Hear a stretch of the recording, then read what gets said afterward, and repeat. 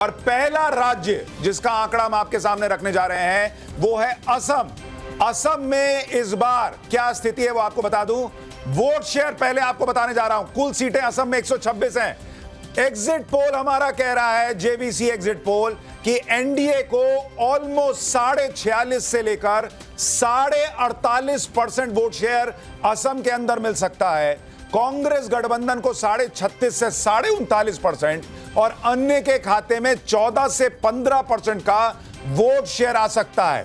अभी सीटें आपको थोड़ी देर में बताऊंगा, लेकिन वोट शेयर यह कह रहा है कि एनडीए को वहां पर बहुत बड़ी बढ़त दिख रही है वोट शेयर के मामले में। अगर आप देखेंगे तो 8 से लेकर 10% तक का गैप दिख रहा है कांग्रेस गठबंधन और एनडीए के बीच में।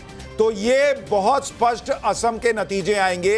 ये पहली तस्वीर इसकी दिख रही है। एक छोटा छोटा रिएक्शन सबसे पहले ले लेते हैं वोट शेयर पर, उसके बाद मैं आपको असम की सीटें बताऊंगा। जगदीश भाई, ऑलमोस्ट 48-49% वोट शेयर एनडीए का दिख रहा है।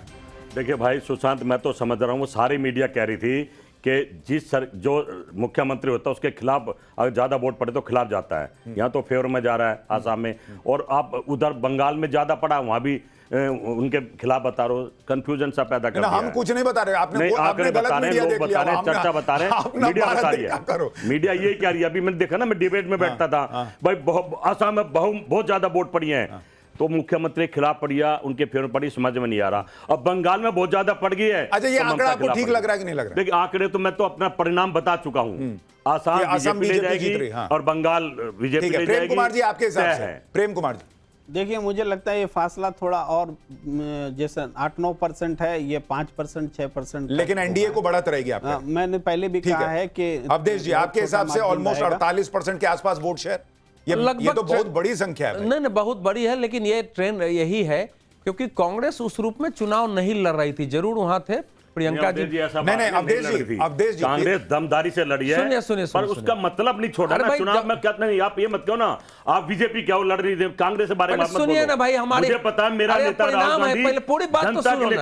आप झूठ बोलो तो कैसे सुनो? अरे इसमें झूठ नहीं है, झूठ मत बोलो। प्रियंका वाड्रा को कब भेजा गया चुनाव में भाई? क्यों, राहुल गांधी नेता नहीं हमारे? नहीं, प्रियंका जी कब गई है भाई? मकसद होना चाहिए, कितने महीने पहले गई भाई? विचारधारा नहीं है। अरे इसमें मुख्यमंत्री कौन सी भाषा यूज कर रहा है, आप इस पर नहीं बोलेंगे? क्या बोल रहा है? कर दूंगा, खेड़ा कर दूंगा, उस भाषा का भी तो इस्तेमाल देखो ना। अच्छा, उनकी भाषा आपको दिख रही है कि ऐसी भाषा नहीं है। जगदीश भाई, मैं आपसे एक चीज में सहमत हूं कि भाषा संयमित होनी चाहिए। खेड़ा का पेड़ा बना दूंगा, ये सब बोलने की मुख्यमंत्री को जरूरत नहीं है, आप अपना एक्शन लीजिए। लेकिन आप ये भी तो देखिए कि जो पवन खेड़ा ने किया, जिसको कोर्ट तक कह रहा है कि भाई ये तो एकदम साफ साफ फर्जीवाड़ा दिख रहा है, वो ठीक था। देखिए सुशांत भाई, आप किसी की पत्नी को घसीट कर ले आए, आप कह रहे हैं कि फर्जी पासपोर्ट बना रखा है, ये ठीक था। भाषा गलत होती है, नियत गलत नहीं है। 2 सेकंड लूंगा, सुन लेना।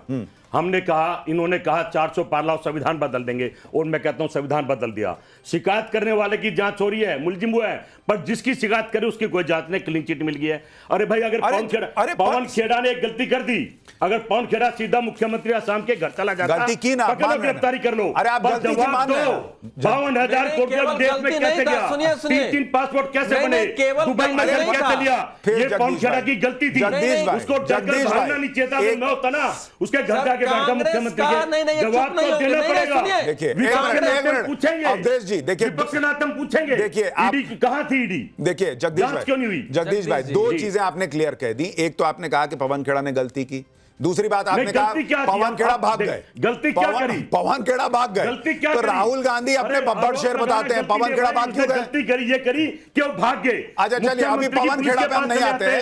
कोर्ट छोड़ देता 2-4 दिन में, और तो जेल जाना चाहिए था, आप कह रहे हैं? जाना चाहिए था जेल, जाना चाहिए। महात्मा गांधी, पवन खेड़ा जहां वो सुने, जगदीश भाई जाना चाहिए देश और संविधान के लिए। जगदीश भाई कह रहे हैं आप जेल जाइए, पवन खेड़ा जेल जाना होगा आपको। जानते हैं ना, कोर्ट छोड़ देता, हमारी न्यायपालिका छोड़ देती, भागना नहीं चाहिए था, इनकी पोल खोलनी चाहिए थी, पूछते जेल में जाके। ये तो आप गलत कह रहे हैं। 52,000 पवन खेड़ा को भागने वाला बता रहे हैं। अमेरिका में पहुंचा। मुख्यमंत्री जी देश को बताओ, 3 पासपोर्ट दुबई में। अच्छा ठीक है, 1 मिनट सर, मैं पवन खेड़ा से थोड़ा सा अभी हमारा कुत्ता भी मर जाए तो ईडी आ जाती है, और इतना बड़ा घोटाला आसाम को रुपया बात चलेगा, मोदी भी चुप और ईडी भी चुप। अच्छा जवाब दो। मैं बस एक बार जल्दी से कंपैरिजन बता दूं, ये जो 48-48.5% वोट शेयर दिख रहा है एनडीए का, पिछली बार कितना था जरा वो भी एक बार दिखा दीजिए, तो दर्शकों को समझ में आएगा कि ये कितना शिफ्ट हुआ है पिछली बार के मुकाबले। क्योंकि असम में बीजेपी की सरकार भी 10 साल से है, तो वहां पर ऑलमोस्ट एंटी इनकम्बेंसी क्यों नहीं है, ये प्रश्न खड़ा होगा अगर ऐसा हो रहा है तो बीजेपी पिछले बार 33% वोट शेयर पे थी,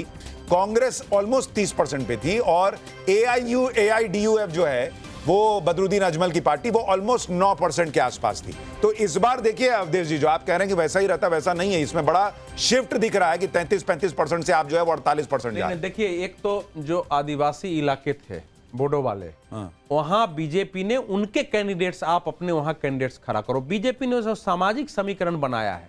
दूसरा है कि कांग्रेस पार्टी तो ऑलमोस्ट जो है बीजेपी में चली गई, बड़े बड़े नेता ना, 28 तो बीजेपी ने पूर्व कांग्रेसियों को टिकट दिया था, और आप टिकट दे रहे हो और कांग्रेस उधर चली जा रही है। तीसरा है कि इस बार कोई गठबंधन कांग्रेस का नहीं हो सका है, तो जो वोट पिछली बार बटे थे वो कंसोलिडेट। अमित भाई, आपको ठीक लग रहा है वोट शेयर 48.5% के आसपास एनडीए का? हूं ये पूरा का पूरा चुनाव एक तरफा था। इसमें एक दूसरी जो वजह बड़ी है कि जो पहले करीब 30 से 32 सीटें मुस्लिम बहुल होता था, डिलिमिटेशन के बाद वो 23 सीटें घट गई है, जिसमें मुस्लिम से बढ़ा दिया गया है, तो वो सीटें भी घटने वाली है। अभी पिछले बार सिर्फ 31 मुस्लिम विधायक थे, इस बार वो संख्या घटने वाली है। तो इस तरह से डिलिमिटेशन भी हुआ था, और मुझे लगता है पूरा का पूरा चुनाव एक तरफा है। तो ये आंकड़े भी सही है, और जो नंबर्स आएंगे मुझे लगता है वो 90 के आसपास देखिएगा वो नंबर भी होंगे जब एनडीए तो और आप जब नंबर की बात कर रहे हैं विजय जी, मैं आपके पास आऊं उससे पहले हम असम के नंबर भी दर्शकों को दिखा देते हैं, क्योंकि वोट शेयर से तस्वीर बहुत कुछ तो समझ में आने लगी है, लेकिन वोट शेयर के साथ साथ असम के आंकड़े, सीटों के आंकड़े क्या कहते हैं, जरा वो भी स्क्रीन पर डालिए, क्योंकि अभी पश्चिम बंगाल की भी बात करनी है, तमिलनाडु की भी बात होगी, केरल की भी बात होगी। असम में बीजेपी गठबंधन को 72 से 82 सीटें आ सकती हैं 126 में से, बीपीएफ को 8 से 10, एजीपी को 8 से 9। अच्छा, बीजेपी को 72 से 82 है, एजीपी को 8 से 9, बीपीएफ को 8 से 10, और कांग्रेस को 19 से 28 सीट, आरडी को 4, इंडिपेंडेंट और एपीएचएलसी को 0 से 1, यूपीपीएल को 0 से 3, और एआईयूडीएफ को 2 सीट आ सकती है। तो यानी बदरुद्दीन अजमल की पार्टी को बड़ा नुकसान हो रहा है। पिछली बार उनकी पार्टी को ऑलमोस्ट 19 सीटें आई थी, इस बार वो घटकर 2 पर आ सकते हैं। क्या ये डिलिमिटेशन का इंपैक्ट है, ये भी एक प्रश्न खड़ा होगा। लेकिन बीजेपी जो है उसकी सीटें पिछली बार से बढ़ रही हैं। पिछली बार बीजेपी को 60 सीटें के आई थी, इस बार वो बढ़कर 72 से 82 जा सकती हैं। अमित भाई, आपको क्या लगता है, ये अगर इतनी प्रचंड लहर है तो वहां एंटी इनकम्बेंसी क्यों नहीं है?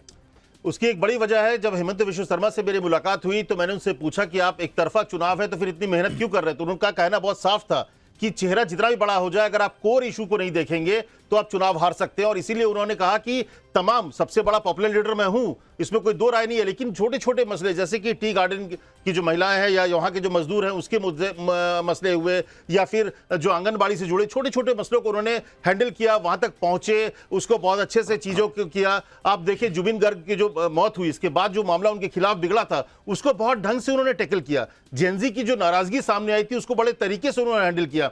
तो इसलिए नहीं कि वो बहुत पॉपुलर है, एक तरफा चुनाव है, इसके बावजूद हेमंत विश्व शर्मा ने एक एक वोटर को एक एक सीट पर खुद नजर बनाई रखी। और इसीलिए मुझे लगता है कि विजय जी, जो पहला एग्जिट पोल का आंकड़ा खुला है उसमें तो आपके लिए अच्छी खबर दिख रही है कि असम में बीजेपी की फिर से सत्ता में वापसी हो रही है। दूसरी अच्छी खबर आपके लिए यह है कि सिर्फ बीजेपी ही नहीं, उसके सहयोगी भी जो है, एजीपी हो, बीपीएफ हो, वो भी अच्छा कर रहे हैं और एनडीए 100 के आंकड़े को भी पार करता दिख सकता है। क्या आपको इतनी बड़ी, इतनी प्रचंड जीत की उम्मीद है जैसा एग्जिट पोल दिखा रहा है? बिल्कुल बिल्कुल ठीक है और रहेगी, क्योंकि जमीन के ऊपर हम काम करते हैं। जिस तरह से हमने घुसपैठियों से जमीन जंगल की थी जो वो छुड़ाई है, जिस तरह से जमीन के ऊपर हमारे मुख्यमंत्री ने वहां काम किया है, प्रधानमंत्री नरेंद्र मोदी जी का आप देखेंगे बता दो देश को भाई। जिस तरह अरे जगदीश जी चुप रहे, आप तो अपने नेता की बात नहीं मानते हो। काम करते हो, थू हो रही है पूरे देश में, महंगाई को लेके, अच्छे दिनों को लेके, रोजगार को लेके, पढ़ाई को लेके, शिक्षा को लेके, मजदूर को लेके, थू हो रही है। जमीन है क्या तुम्हारी? भैया जमीन तो बता दो, कहाँ चुनाव आयुक्त की जमीन है क्या तुम्हारी? अरे पूरे देश को पता है, ये चुनाव आयुक्त के दम पे तुम बोल रहे हो भाई।